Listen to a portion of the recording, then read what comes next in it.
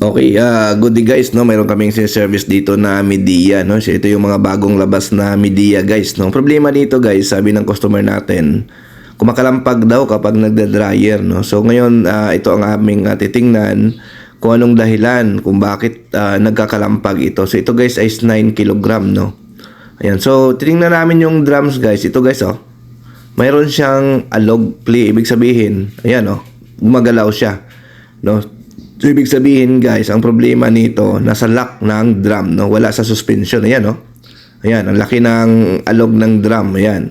Hindi sumasabay yung tab, pero yung drum niya, ayan, ang laki ng alog, no? So, ibig sabihin, guys, wala sa suspension. Ang problema, nasa lock ito ng drum, no? So, yun ang titingnan natin ngayon. Bubuksan natin para matingnan, no? Ayan, no? Malaki masyado, guys, yung kanyang alog, no, yung play niya ng drum, no. Ayan. So dapat yan, guys, so kung magalaw mo man, sumasabay yung pinaka tab, no, pero yung drum lang ang gumagalaw. So ibig sabihin, mayroon siyang problema sa lock ng drum kasi nga mayroon siyang galaw. So ang gawin natin dito, tanggalin natin to, sungkitin natin. Ayan. So gamit tayo ng screwdriver para matanggal natin tong pulsator. Ayan. Tanggalin lang natin to. Yan, atake natin. Ayan. So yun, no? So ang naging problema, guys, itong nuts, no, umatras ito, no. Ayan, no, tingnan mo, yan, itong nuts na ito, umatras yan. Kaya applicable ito, guys, sa lahat ng brand. Baka kumakalampag. Ito yung una nyo i-check. Ayan, guys, gumagalaw siya. Kasi once pag gumagalaw yan, guys, hindi na kaya i-balance ng washing yung laman. So magkakalampag yan kapag nagda-dryer siya, no? So may mga nangyayari talaga yan na yung nuts, yan, yung nuts na yan, lumuluwag, no? So ang gagawin natin dyan, alisin muna natin, iayos natin to, no? So baka naludan ito ng mabigat, kaya umatras yung nuts na yan, no? Yan, guys, oh, talagang laki ng galaw niya. Yan. So kapag umaalog ang inyong washing machine, checkin nyo rin yan, no? Kasi baka mamaya, focus kagad kayo sa suspension, pero ang problema pala yung nuts, no? Ayan. So madumi na rin, no? So i-recommend na natin to for deep cleaning, no? Kasi madumi na rin yung washing machine na ito. Ayan.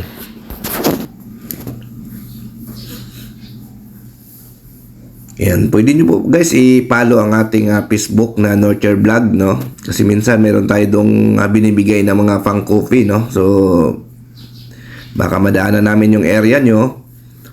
Minsan naglalagay tayo sa isang area, no? Pumapasok tayo sa parang money hunting, no? Nagbibigay tayo ng pang coffee para doon sa mga solid followers natin. Ayan. So gagawin namin dito, guys, baklasin muna namin to, no, para iayos na maayos yung nuts kasi umatras siya, guys. So na hindi na maganda yung kanyang pagka higpit, no. So tanggalin muna natin. Tapos ibabalik natin, no, para mabalik siya sa tama. Ayan. So yun, no, ito yung cost ng pag-alog niya, no. Ito, guys, ay 9 kilo na ganitong.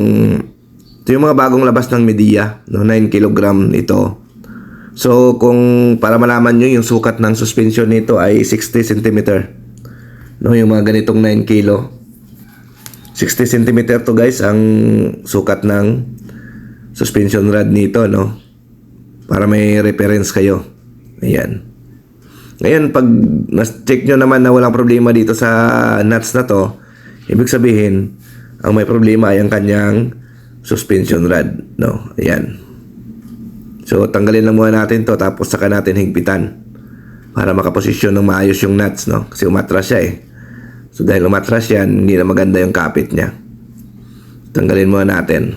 Kasi pag hinigpitan natin diretso yan, malulost thread yan. Ayan.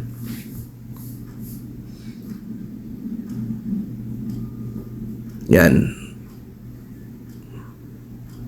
So ayusin natin, no? Yan, no? Lumuwag siya kaya nagkakaroon siya ng play. Yan. Dito mo, may galaw siya. Dapat walang galaw yan pagka inaalog nyo yan. Pag hinahawakan nyo yan dyan. So yan, babalik na natin para mahigpitan. Yan. So nangyayari din ito guys sa ibang brand, no, yung mga ganitong problema. So yan, higpitan na natin. Ayan, so sa mga hindi pa nakapag-subscribe, subscribe po kayo, no? Or follow kayo sa aming Facebook page sa Nurture, sa aming Facebook Nurture Vlog. Ayan. Yan, dapat guys, pag mahigpit yan, wala nang galaw yan. So yun yung mga cause ng pag-alog, isa din yan, no? Suspension rod, yung nuts, yung gearbox, at saka yung belt, no? Yun yung mga nagkukos ng pag-alog ng isang washing machine. So ayan, dapat wala siyang play guys, no? Ayan. Yan, okay na siya, no? Yan, dinipline na rin, pinadipline na rin to ng customer kasi sobrang dumi na siya. Yan, kitang-kita pa lang. Kitang-kita, guys, 2 years pa lang ito, ang dumi na.